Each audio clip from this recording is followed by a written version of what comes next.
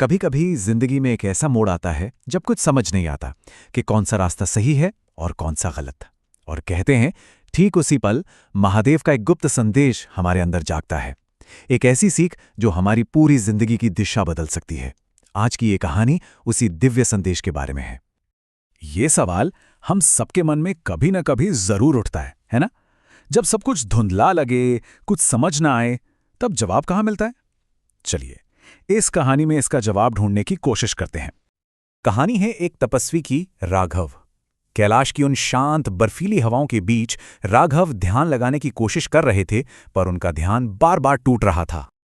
सोचिए, उन्होंने सालों तक कठोर तपस्या की थी, दुनिया से, मोह माया से खुद को बिल्कुल अलग कर लिया था, बस इसी उम्मीद में कि उन्हें शांति मिलेगी।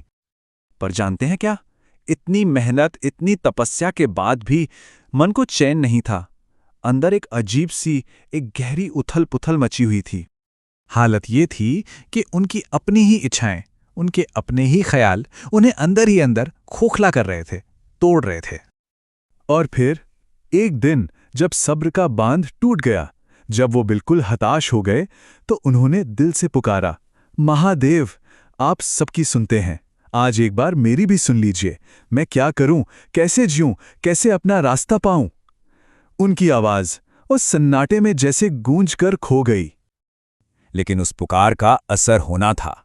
उस रात कैलाश का पूरा माहौल ही बदल गया। ऐसा लगा जैसे कुछ बहुत अद्भुत होने वाला है। चारों तरफ एक गहरा, एक ऐसा सन्नाटा छा गया जो अलौकिक था। हवा जैसे रुक सी गई थी, और चांद, वो भी मानो किसी के इंतजार में और ज्यादा चमक रहा था। राघव अपनी साधना में लीन थे, और तभी उनकी आंखों के सामने धीरे धीरे एक रोशनी फैलने लगी। शांत, तेजोमय, ऐसी रोशनी जो हैरान कर दे।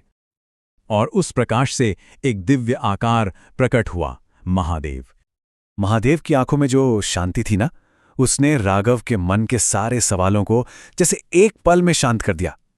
और तब महादेव ने एक बहुत ही शांत और गहरी आवाज में कहा, राघव, तुम जिस राह की तलाश में हो वो बाहर नहीं, तुम्हारे अंदर है। राघव तो बस हैरान थे, उन्हें समझ नहीं आ रहा था कि क्या हो रहा है।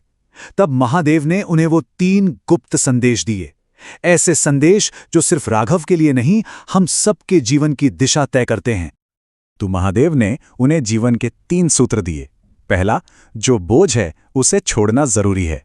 दूसरा, दुनिया की नहीं, अपनी राह चुनो।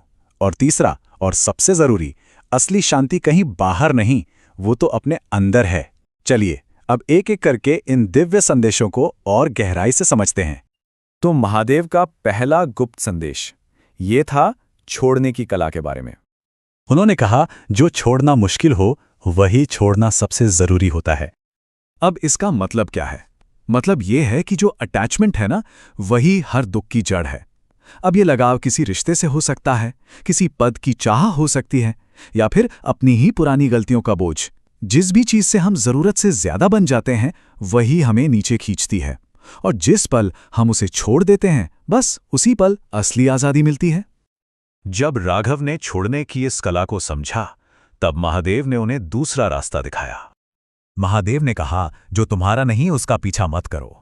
देखिए, हर इंसान का अपना एक अलग रास्ता होता है, अपनी एक मंजिल होती है। पर हम अक्सर क्या करते हैं, हम दूसरों को देखते हैं, सोशल मीडिया पर उनकी परफेक्ट जिंदगी देखते हैं और उनके रास्ते पर चलने की कोशिश करने लगते हैं। और यही दुनिया का दिखाया हुआ रास्ता हमारी सारी ऊर्जा, हमारी सारी शक्ति खत्म कर देता है। इसलिए जरूरी है कि हम अपने मार्ग पर चलें, अपनी सच्चाई के साथ।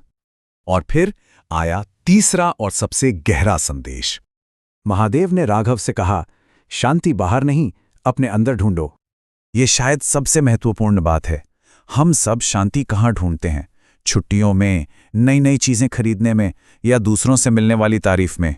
पर ये सब कुछ पल का है, टेम्पररी है। असली और स्थायी शांति तो अंदर है। और महादेव कहते हैं कि जिस दिन कोई अपने मन को जीत लेता है, उस दिन कैलाश यानी वो परम शांति उसके अंदर ही उतर आती है। ये सुनते ही राघव की आंखों से आंसू बहने लगे। उस एक रात में वो समझ गए कि जीवन का असली रास्ता किसी बाहरी दुनिया में नहीं, बल्कि अपने ही अंदर छुपा हुआ है। वो रोशनी तो धीरे धीरे चली गई, पर महादेव के उन संदेशों की गूंज राघव के साथ हमेशा के लिए रह गई। देखिए, जीवन तब बदलता है जब हम अंदर से बदलते हैं। तो अब सवाल खुद से पूछने का है, जो छोड़ना वाकई जरूरी है उसे कब छोड़ेंगे? जो रास्ता हमारा अपना है उसे कब पकड़ेंगे?